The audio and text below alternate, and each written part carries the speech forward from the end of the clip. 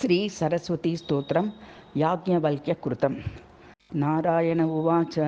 वाग्देवतायाः स्तवनं श्रूयतां सर्वकामदं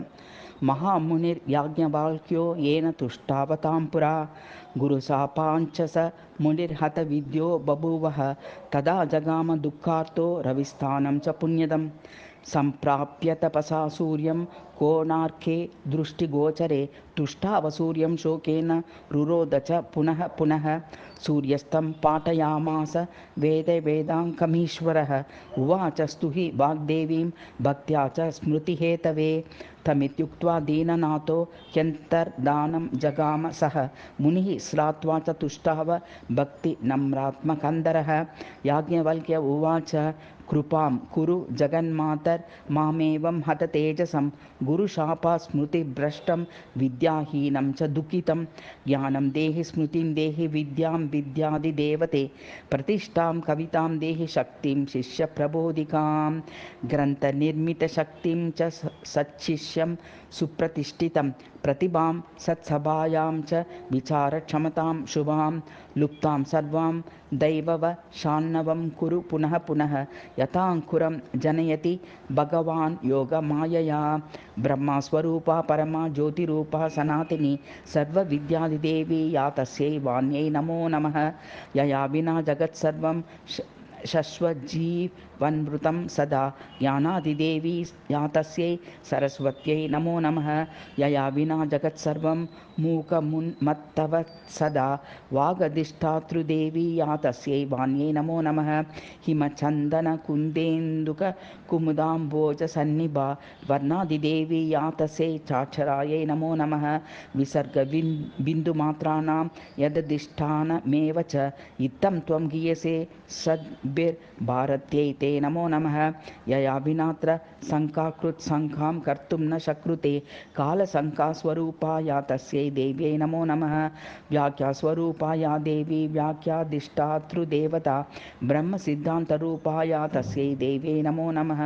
स्मृतिशक्तिर्ज्ञानशक्तिर्बुद्धिशक्तिर्स्वरूपिणी प्रतिभाकल्पनाशक्तिर्या च तस्यै नमो नमः सनत्कुमारो ब्रह्माणं ज्ञानं प्रपच्छ यत्र वै बभूव जडवत्सोऽपि सिद्धान्तं कर्तुमक्षमः तदा जगाम भगवानात्मा श्रीकृष्ण ईश्वरः उवाच सत्तमं स्तोत्रं वाण्या इति विधिं तदा स चतुष्टावतां ब्रह्मा चाज्ञया परमात्मनः चकार तत्प्रसादेन तदा सिद्धान्तमुत्तमम् यदाप्यनन्तं प्रपच्च ज्ञानमेकं वसुन्धरा बभूव मूकवत्सोऽपि सिद्धान्तं कर्तुमक्षमः तदा त्वां च स तुष्टाव सन्त्रस्तः कश्यपाज्ञया ततश्चाकरसिद्धान्तं निर्मलं ब्रह्मभञ्जनं व्यासः पुराणसूत्रं च समपृच्छत वाल्मीकं मौनीभूतः संस्मार त्वामेव जगदम्बिकां तदा चकारसिद्धान्तं त्वद्वरेण मुनीश्वरः स प्राप निर्मलं ज्ञानं प्रमादध्वंस कारणं पुराणसूत्रं श्रुत्वा स व्यासः कृष्णकलोद्भवः त्वां शिशेवे च दद्यौ च शतवर्षं च पुष्करे तदा त्वत्तो वरं प्राप्य स कवीन्द्रो बभूवः तदा वेदविभागं च पुराणानि चकारः यदा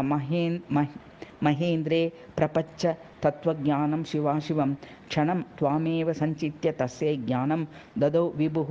प्रपच्च शब्दशास्त्रं च महेन्द्रश्च ब्रह्मस्मृतिं दिव्यं वर्षसहस्रं च स त्वां दद्यौ च पुष्करे तदा त्वत्तो वरं प्राप्य दिव्यं वर्षसहस्रकम् उवाच शब्दशास्त्रं च तदत्त च सुरेश्वरम् अद्यातिपिताश्च यैः शिष्यायैरधीतं मुनीश्वरैः ते च त्वां परिसञ्चिन्त्य पर्वतन्ते सुरेश्वरे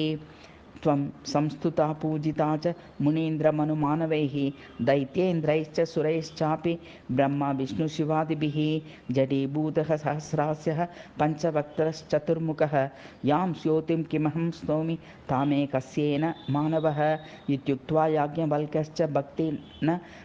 भक्तिनम्रात्मकन्दरः प्रणनाम निराहारो रोज मुहुर्मुहुः तदा ज्योतिस्वरूपा स तेना दृष्टाप्युवाच तम्